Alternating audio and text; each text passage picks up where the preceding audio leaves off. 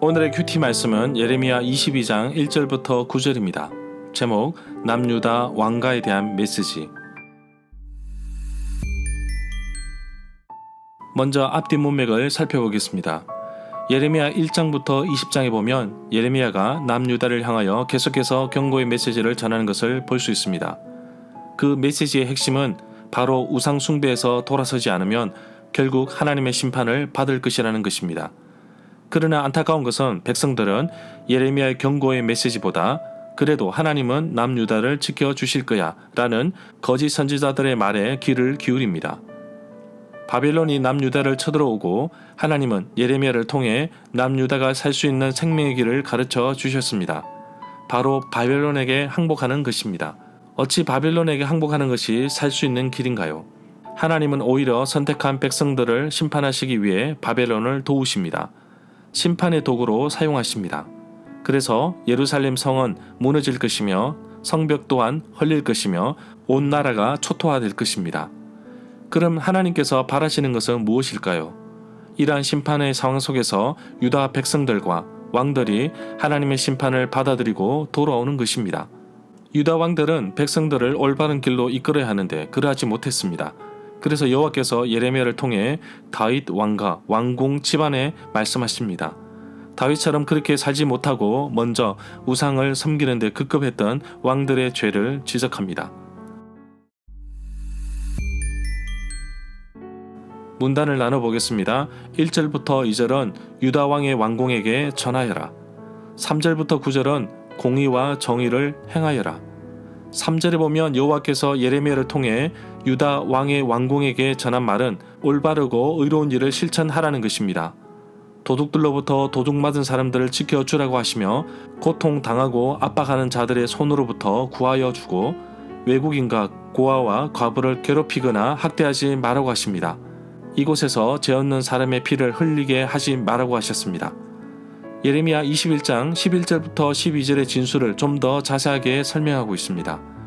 이스라엘, 유다 왕들은 공평하고 정의로운 통치를 해야 할 의무가 있었습니다. 또한 예레미야 7장 5절부터 6절에서도 그렇게 약속하고 있습니다. 여호와께서는 이사야 1장 16절부터 17절의 말씀에서 늘 이스라엘에게 말씀하셨습니다. 스스로 악한 행실을 버리고 선을 배우고 정의를 구하며 학대받는 자를 도와주고 고아를 위하여 신원하며 과부를 위하여 변호하라.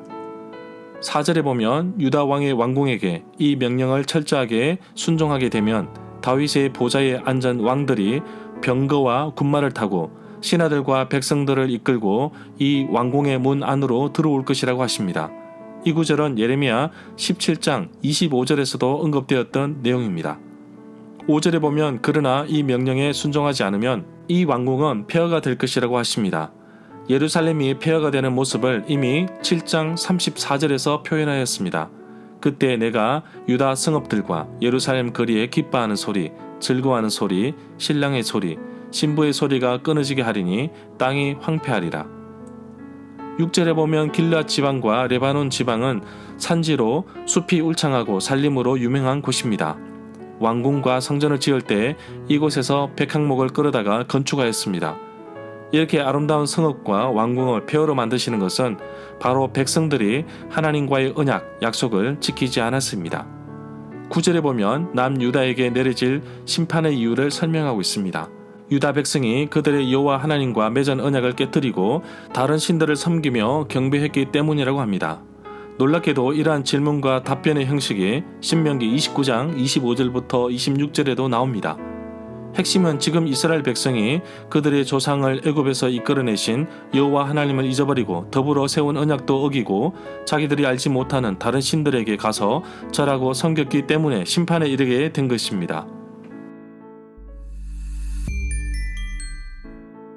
절마다 상세한 설명과 구절에서 그리고 핵심 내용과 중심 줄거리는 네이버 블로그에 올려져 있습니다.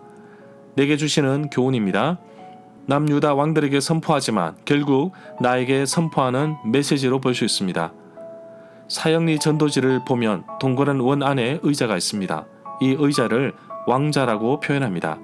왕자는 통치 개념이 있습니다. 내 인생의 주인이 누구인지 알려주는 왕자인 것입니다.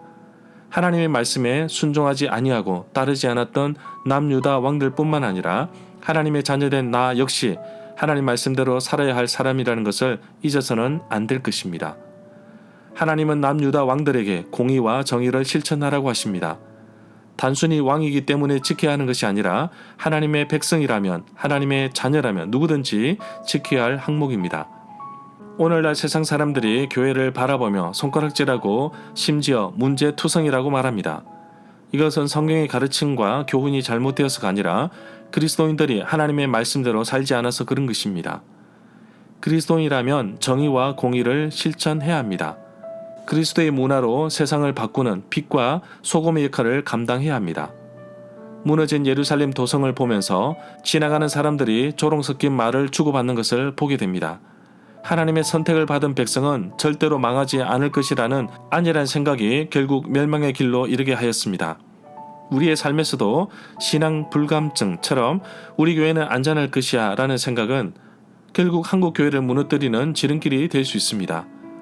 그리스도인들은 성경을 읽지만 세상 사람들은 그리스도인의 삶을 읽습니다. 나를 통해 예수님, 하나님을 바라봅니다. 그렇기 때문에 내가 이제부터 어떻게 살아야 하는지 분명하게 그 이유를 발견할 수 있습니다.